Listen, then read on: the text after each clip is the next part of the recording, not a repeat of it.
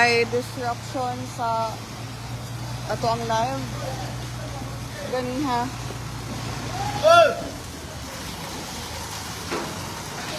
So once again, 1070 positive, house on fire at Villa Abrile. On board na natong mga kabomberohan since ganina. Ongoing firefighting from where I am right now. Sobra jud kainit na feel good nimo. So nagakusog pa siya actually.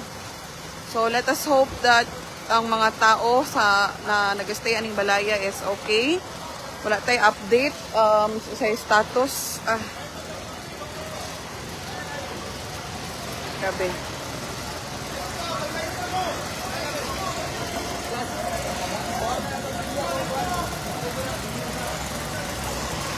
Grabe, di makaya. Ingat kayo. Woo!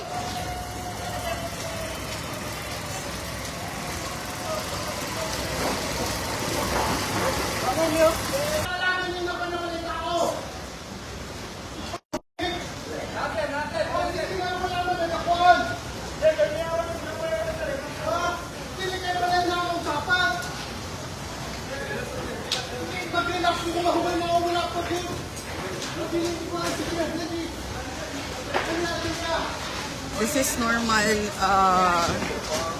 when in case of like panic. But we highly suggest, kasabot man tayo na emotionally no, but let's try to chill out para dili to mag-cause og any disruption sa atong mga kabomberohan, especially during operation. Emotionally, physically, or whatever else.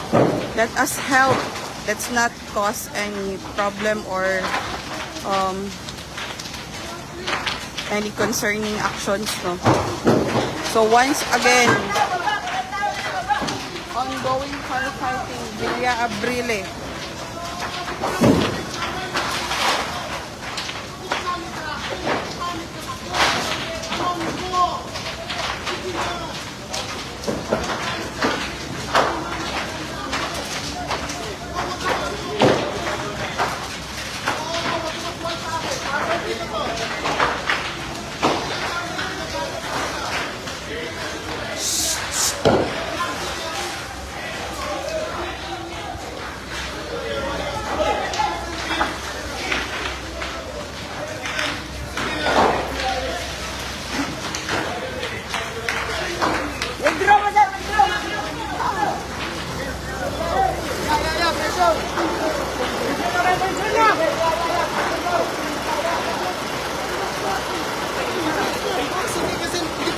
Papasok na namin sa harap. Relax lang.